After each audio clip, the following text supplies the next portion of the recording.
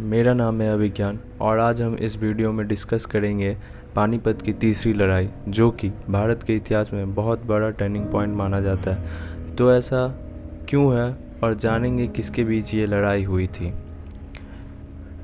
तो ये लड़ाई हुई थी 14 जनवरी 1761 में और इसे तीसरी बैटल ऑफ पानीपत क्यों कहते हैं, क्योंकि पहले ही 2 बैटल ऑफ पानीपत हो चुकी थी इसी मैदान पे, तो इसे इसलिए थर्ड बैटल ऑफ पानीपत कहते हैं। एक कस्बा है दिल्ली से लगभग 100 किलोमीटर दूर उत्तर में। तो यह लड़ाई हुई थी अफ़गान एम्पायर, अहमद शाह अब्दाली और मराठाओं के बीच। यह लड़ाई 18वीं सदी की सबसे बड़ी लड़ाई थी। इनफैक्ट वर्ल्ड वॉर जब तक नहीं हुआ तब तक दुनिया की सबसे बड़ी बैटल मानी जाती है, जिसमें इतने लाखों लोग मारे गए एक ही दिन में। तो पेशवा कौन थे? मराठा साम्राज्य के प्रधानमंत्रियों को पेशवा कहते थे। पानीपत के इस जंग में एक तरफ थे मराठा पावर और मराठा पावर को लीड करते थे पेशवा। जैसे कि राजा टाइटल हिट छत्रपति होता था और छत्रपति संभाजी महाराज, जैसे छत्रपति शिवाजी महाराज, ये सब टाइटल हिट था राजा का और प्रधानमंत्रियों के लिए पेशवाज लगता था। और पेशवा के पास कम्प्लीटली पावर आ जाती है हाथ में 1713 से।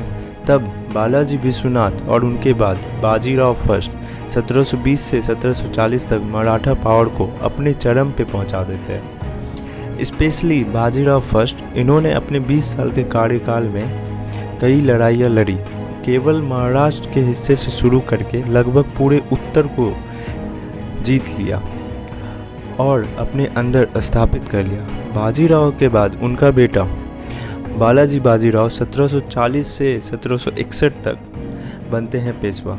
बालाजी बाजीराव ने मुग़ल के साथ एक एग्रीमेंट कर लिया। बालाजी बाजीराव ने कहा कि आप हमें सारे नॉर्दर्न प्रोविंस का टैक्स यानी चौथ हमें कलेक्ट करने दो।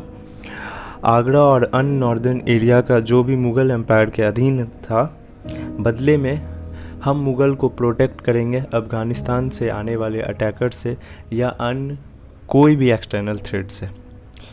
तो अहमद शाह अब्दाली कौन था?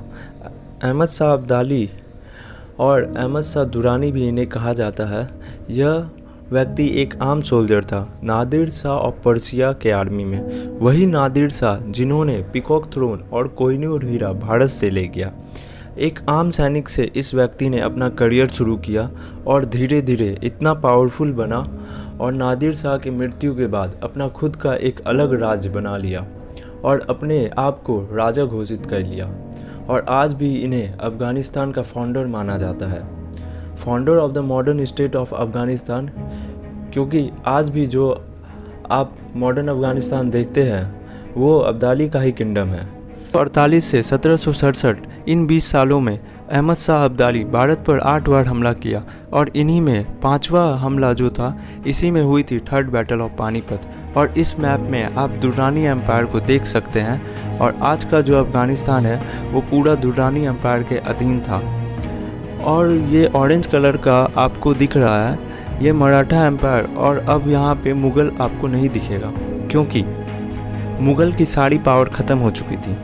मुग़ल्स केवल नाम के शासक थे, एक्चुअल पावर सारे मराठा के पास थी। टैक्स कलेक्शन और सिक्योरिटी की राइट अप टू इंडस नदी, एटॉप के किले से शुरू करके साउथ में ऑलमोस्ट तमिलनाडु मराठा ध्वज फहराता था 1760 तक। और एक इम्पॉर्टेंट व्यक्ति था जो आपको पता होना चाहिए, जो इस लड़ाई में अवध किंगडम, यहाँ पे आपको देखने को मिलेगा नवाब शुजा-उद-दौला और लास्ट है रोहिल्लाज। रोहिल्लाज कौन थे? दे वेयर अफ़गान्स और मुग़ल शासकों के दौरान अफ़गानिस्तान से धीरे धीरे यहाँ आके बस गए और आर्मी में जॉब करते थे। तो रोहिल्लाज भी इस लड़ाई में इम्पॉर्टेंट पावर होते हैं क्योंकि रोहिल्लाज के पास 50,000 घोड़े की सेना बल रहती है। तो रोहिल्लाज के चीफ नजीब-उद-दौला और अवध के राजा नवाब शुजा-उद-दौला रहते तो है मराठाओं के साथ, लेकिन वह अल्टीमेटली साथ देते हैं अहमद शाह अब्दाली का। तो 1757 में अब्दाली अपने चौथे कैंपेन में आया था और दिल्ली को लूटा गया फिर से और पंजाब और कश्मीर को कैप्चर कर लिया गया और अपने बेटे तैमूर शाह दुर्रानी को लाहौर में छोड़कर फिर से चले गया अफ़गानिस्तान। लेकिन तैमूर शाह के खिलाफ मराठाओं ने आर्मी भेजी और दिल्ली फिर से जीत ली गई। 1757 में मराठा ने फिर से दिल्ली को कैप्चर करके फिर से मुग़लों को दे दिया गया। फिर 1758 से 1759 तक में मराठा पावर अफ़गानिस्तान बॉर्डर तक पहुंचकर पूरे भगवा को लहराने लगी। अब दिसंबर 1759 में अब्दाली डिसाइड करता है कि वह फिर से अटैक करेगा, क्योंकि उसका बेटा तैमूर शाह दुर्रानी को खदेड़ दिया जाता है मराठा के द्वारा। और अब्दाली को यह अच्छा नहीं लगा और उसने पंजाब पर हमला कर दिया और ये 5वां अटैक था। जब अब्दाली की पंजाब के आने की खबर पहुंचती है पूना यानी पेशवा के पास, पेशवा नाना साहेब अपने कज़न भाई यानी चचेरे भाई सदाशिव राव को ये जिम्मेदारी देते हैं कि आप मराठा कैंपेन को लीड कीजिए। और सदाशिव राव अपने खुद के बेटे विश्वास राव को भी कैंपेन में भेजा जाता है, क्योंकि विश्वास राव अगर अगले पेशवा बनते हैं तो उन्हें बैटल का एक्सपीरियंस होना ज़रूरी है। तो सदाशिव राव कौन थे? सदाशिव राव चिमाजी अप्पा के बेटे थे। चिमाजी अप्पा छोटे भाई थे बाजीराव पेशवा के। कुल मिलाकर ये याद रखिए कि ये पिछले पेशवा बाजीराव के भतीजे थे और इन्हें बनाया गया था आर्मी कमांडर। तो ये पेशवा फैमिली का फैमिली ट्री है। यहाँ पे आप देख सकते हैं बालाजी बाजीराव, रघुनाथ राव और सदाशिव राव। यहाँ पे कुछ पॉलिटिक्स ऐसी चली थी। तो रघुनाथ राव जो पेशवा के सबसे ज़्यादा एक्सपीरियंस थे, उन्हें क्यों नहीं भेजा गया, जबकि ये ज़्यादा एक्सपीरियंस थे। और इन्होंने ही 1758 और 1759 को नॉर्थ वेस्ट जो एरिया था उसे मराठाओं के लिए जीता था और नॉर्थ का एक्सपीरियंस भी था, जबकि सदाशिव राव को कभी भी नॉर्थ नहीं भेजा गया था। तो रघुनाथ राव ने मना कर दिया था due to some internal politicals alliance. तो यहाँ से भी माना जाता है कि मोर एक्सपीरियंस आर्मी लीडरशिप इस लड़ाई में गई ही नहीं थी। सदाशिव राव एक्सपीरियंस थे but he was relatively younger, सिर्फ 30 साल के थे, जबकि उन्हें भी 10-12 साल का लड़ाई का एक्सपीरियंस था। लेकिन रघुनाथ राव ने के तरफ उन्हें नॉर्दर्न एरिया का एक्सपीरियंस नहीं था।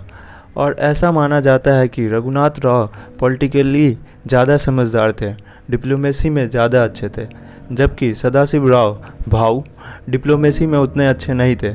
इन्होंने किसी के साथ लेने से मना कर दिया, डिप्लोमेसी में ही वॉज वेरी पुअर। तो मराठा आर्मी निकलती है पूना से और नॉर्थ जाती है and they are joined by other Maratha army like Vadodara, Gwalior, Scindias और पहुंचती है दिल्ली। लगभग 1600 किलोमीटर दूर मराठा अपनी यूजुअल टेरिटरी से बाहर है। मराठा 100 सालों से लड़ाई या तो डेक्कन में लड़ी थी या तो सेंट्रल इंडिया में। मैदानी इलाकों में इतनी बड़ी लड़ाई मराठाओं ने अभी तक नहीं लड़ी थी। इनकी संख्या लगभग 1 लाख थी और लेकिन इन आर्मियों के साथ लाखों की संख्या में सिविलियंस भी थे। सिविलियंस क्यों आ गए? देखिए, इतनी बड़ी आर्मी नॉर्थ इंडिया की ओर जा रही है तो कई लोगों ने सोचा कि हम भी इनके सिक्योरिटी में ट्रैवल कर लेंगे, क्योंकि लंबे सफ़र की दूरी करना उस समय खतरों से खाली नहीं होता था। डाकू, लुटेरे और अन्य भी बहुत प्रॉब्लम होती थी। तो ऐसे में कई सिविलियंस जुड़ते गए। साथ में ये कारोबार इतना बड़ा हो गया कि लगभग 5 लाख लोग इससे जुड़ गए। और जब ये कैंपेन दिल्ली पहुंचा तो लड़ाई लड़ने वाले आर्मी तो बस 1 लाख से 1.5 लाख थे और बाकी सारे सिविलियंस थे। और ये सिविलियंस ये सोचकर आए थे कि हम उत्तर भारत की धाम के दर्शन कर लेंगे, लाइक बद्रीनाथ, केदारनाथ, यमुनोत्री, गंगोत्री, सभी जगह हम घूम लेंगे। तो ये पिलग्रिम्स तो के तरह है, आर्मी के साथ जुड़ते चले गए। अब ये कभी किसी ने सोचा नहीं था आर्मी हार सकती है, क्योंकि एक पूरी जनरेशन 30-40 साल में कभी हार का मुंह ही नहीं देखा था। 30 साल से जीते जा रही थी तो पूरी जनरेशन कभी हार देखी ही नहीं। तो ये पूरी कॉन्फिडेंट थे कि हम ही जीतेंगे। तो ये आर्मी लगभग 1 लाख की रेगुलर आर्मी थी। इसने आके फिर से दिल्ली को अफ़गान रूलर के हाथ से आके अपने हाथ ले लिया और दिल्ली मराठा ने जीत ली। तो फिर ऐसा क्या आ पड़ा कि मराठा को पानीपत जाना पड़ा? देखिए, ऐसा इसलिए था क्योंकि दिल्ली के खजाने और सारे सामान लूटे जा चुके थे और मराठाओं को पता था कि अब्दाली की सेना यमुना के इस तरफ है और जैसे ही लौटेंगे उन पे अटैक करके सब कुछ वापस ले लिया जाएगा। अब्दाली ने इस बीच अवध को अपने साथ ले लिया। शुजा-उद-दौला को बताया कि मराठा आपके लिए भी थ्रेट है और हमारे लिए भी थ्रेट है, तो मराठाओं को क्यों ना हम लोग मिलकर हराएं। और इस दोस्ती को बनाने का सबसे बड़ा हाथ जाता है चीफ नजीब-उद-दौला। और नजीब-उद-दौला ने अब्दाली का साथ पहले से ही देना शुरू कर दिया था। एक्चुअल लड़ाई पर आते हैं तो और अवध के साथ आने से बहुत बड़ा मिलिट्री सपोर्ट मिलता है अब्दाली को। इन तीनों की आर्मी आ गई थी मराठाओं के सामने। अब यहाँ से स्टार्ट होता है थर्ड बैटल ऑफ पानीपत। तो क्या है कि यमुना नदी में पानी बहुत थी, तो अब्दाली की आर्मी नदी नहीं क्रॉस कर रही थी। तो ऐसा कहा जाता है कि अब्दाली खुद कूद गया नदी में और उसके पीछे पीछे पूरी सेना नदी को क्रॉस कर ली। और अब अब्दाली साउथ से अटैक करता है मराठाओं के ऊपर और पूरी फूड सप्लाई कट कर देती है। 2 मंथ तक पूरी सेना को घेर कर बैठ जाते हैं अब्दालियों की सेना और मराठाओं के सारे सप्लाई को बंद कर दिया गया था। तो यहाँ लाखों लोगों के लिए खाना कुछ नहीं बचा था। तो मराठाओं सोल्जर अपने आर्मी कमांडर से कहते हैं कि या तो आप हमें लड़ने दीजिए या फिर हम भूखमरी से मर जाएंगे। तो क्या था कि 14 जनवरी 1961 मकर संक्रांति का दिन चुना गया। मराठाओं ने हमला किया और अफ़गान ने सोचा नहीं था कि इस तरह अटैक हो सकता है। तो लगभग 2 बजे तक मराठाओं की आर्मी जीत रही थी। लेकिन अक्सर युद्ध में होता है कि एक ऐसी घटना हुई कि लड़ाई का पूरा रुख बदल दिया गया।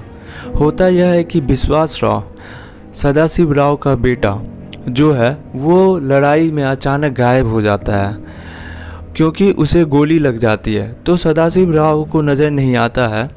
तो सदाशिव राव अपने हाथी से उतरकर घोड़े पर विश्वास राव को देखने चले जाते हैं और इधर हाथी पर सदाशिव राव को ना देखकर आर्मियों में अफरा तफरी मच जाती है और मराठाओं की अल्टीमेटली हार हो जाती है। और इस लड़ाई में दोनों तरफ की भारी नुकसान होता है और अब्दाली ज़्यादा दिन तक भारत में नहीं रहता है क्योंकि अफ़गान के भी 30 से 40 हज़ार आर्मी मारी गई थी और मराठा 40 से 50 हज़ार लड़ाई में मारे गए। और उसके बाद 60 से 70 हज़ार मराठा प्लस सिविलियंस को मारा गया। ऐसा महाराष्ट्र का कोई घर नहीं था जिसके एक भी सगे संबंधी ना मारे गए।